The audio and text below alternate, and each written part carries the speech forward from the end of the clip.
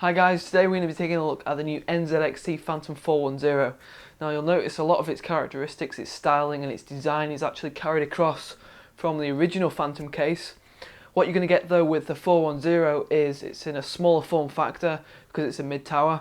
It's got the Perspex window, inside it's a lot more compact, and as a result of this it's going to come at a smaller price tag compared to the original. In the UK you're looking at $84.99. Over in the States you're looking at just short of $100 US, and in Europe again just short of €100. Other features on the 410 include 3 case fans. We've got a 120mm rear exhaust, we've got a 120mm at the front which is intake, and at the top we've got a 140 exhaust which is LED ready. We've got on the front panel controls USB 3.0 provided by the motherboard header, and we've also got the fan controller which we had on the original Phantom, which can control all those 3 fans in 3 different modes. We've got the low, medium and high. So guys, I hope you enjoyed the video. We're going to go for a quick tour now. I'm going to show you various aspects of the 410 and then we're going to come up with a verdict at the end. Starting things off then, we have this front fascia which is plastic, and this front fascia can actually be removed so that you can get access to the fan behind the grille. Now on the front panel fascia we have a section which is perforated mesh, and behind there, as I said in the introduction, is a 120mm intake fan, and then above this we have a door. Now all you need to do to get this door open is to press the middle on the right hand strip, and once you press this it pops out to reveal the inscription of the 410 logo. And we've also got the 3 5¼ bays. Each of these come with the quick release button so that you can get access and you can actually remove these from the outside of the case. The front panel controls on Phantom 410 can be found on the right hand edge on the top of the case, and they consist of the following. We've got a headphone jack, a microphone jack, 2 USB 2 ports, 2 USB 3 ports, those are via the motherboard header, and then we've got a fan controller. And this is 3 speeds, so we've got the option of low, medium and then high. Now you might be wondering where the power and reset buttons and LEDs are. These are on the other side of the case. Here we've got the activity LEDs. The big one is the power LED, the smaller one activity LED. Large button is the power button, the reset button is the smaller one. At the top of the case is a combination of plastic and steel mesh. Now this top panel can actually be removed. Just needs to be unscrewed first and then it unclips like this. And there we've got placement for 120, 140mm fans. There's actually one included. This is a 140mm exhaust fan, and this is LED ready, so when it's powered up it will emit a blue glow.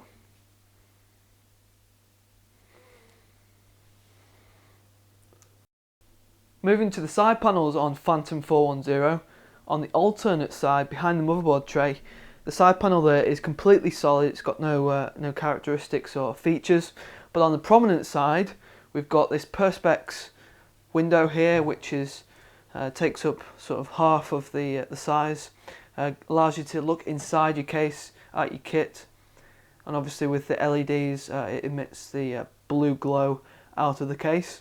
Then we've got this mesh panel here which allows you to attach a side fan of 120mm or a 140mm fan. That's just additional cooling around the graphics card region. Now to get this side panel off, typical sort of thing, 2 thumb screws, and then the side panel just slides off. Now as you can see from the interior here, we've got the white chassis, so inside it's completely coated white, and we've got the black accents on various features such as the toolless design, hard disk drive trays, PCI expansion slot covers. But as you can see it's a lot more compact than the original Phantom, but you can still get plenty of kit inside, and we'll go on a close-up tour now of all the various aspects. The power supply unit goes at the bottom of the case, and on the underside we've got 4 rubber pads to prevent any vibration and also to prevent any scratching, because obviously our unit is metal and the inside of the case is metal, and you know, we're obviously going to get paint that comes away if we don't have any pads there, so that's good to see. And on the underside we've got a filter if you choose to have your power supply mounted the other way, as I've got with the fan facing the bottom of the case. Sadly though, we've got to turn the case on its side in order to get this sheet of air filter out. And moving up, we've got 7 PCI expansion slot covers. Each of these come with the ventilation mesh for better airflow inside the case, and we've also got the thumb screws for easy removal. And then to the side we've got 2 rubber grommets for feeding water cooling tubing. In terms of cooling towards the back of the case, we've got a 120mm rear exhaust fan, and then at the top we've got a 140, which is again exhaust, and that's LED ready. As you can see, that emits a nice blue glow and that bounces off the other fan, makes that look as if it's LED, which it in fact isn't. And then next to the top mounted fan we've got placement there for attaching another 120mm or a 140mm. If we take the top fan out, we can actually attach water cooling radiator here. Phantom 410 has 3 5 1/4 bays. Each of these come with a toolless design mechanism, which we've seen on other NZXT cases. And to get a drive in there, all you need to do is press this in, slide the drive in into the available bay, and the pins are actually back at this moment. And then once the drive's actually there, all we need to do is pop that back in. The pins go into the mounting coals, and then just slide the catch across to lock it. And you can see there that I've got this powered up, so the LED from the power button emits a nice blue glow inside this cage. Now for hard disk drive storage inside Phantom 410, we've got an upper cage and a lower cage. In the upper section we can house 4 drives, and then in the lower section 2 drives. And to access this we need to go around the other side, and we take out one of the trays there, and you can see we can either install a 3.5-inch drive there, or we've got the mounting holes there for 2.5-inch SSDs. So all you would need to do is drop the drive into the tray, and the pins go into the side for 3.5-inch. And then for 2.5-inch you would just drop the drive into the tray, and there we've got the mounting holes, and you would just apply screws to the bottom there. Now this upper cage can actually be removed to increase the clearance for your graphics card there.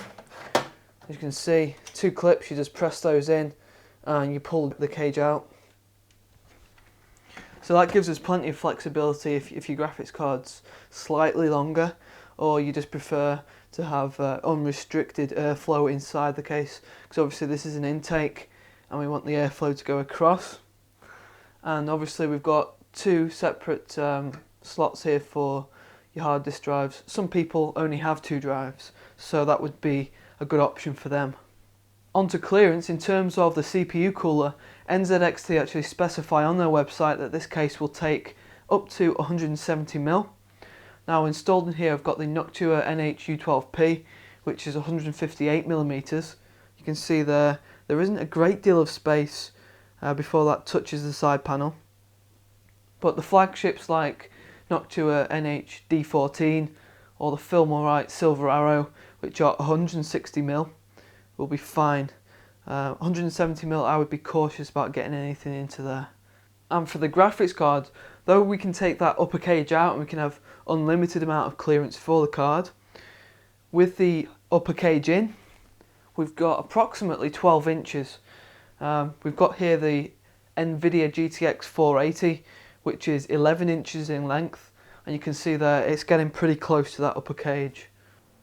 So there you have it, that's the new Phantom 410. As you've seen from the video, it carries a significant chunk of its features from the original case, and if you really did love the original Phantom but you just felt it was too big, then you're going to love the 410. It's obviously a smaller chassis, mid-tower, but it's still got the great features of USB 3.0, the fan control, and of course the unique looks which the Phantom adopts and which everyone talks about. Available in white, black and red, so you know you've got different options, different avenues to take. Now if you pop over to vortex.net, we've got the thermal performance over there, and obviously this adopts the traditional methods of intake at the front, exhaust at the back and the top, so the results are, you know, as you can guess, probably going to be good, and they are good. So if you go over there, you can check that out. Over there also is the water cooling compatibility for the top of the case, and a bit more detail in terms of cable management. So guys, I hope you've enjoyed what you've seen anyway today, and we've got some great stuff coming up soon, so stay tuned.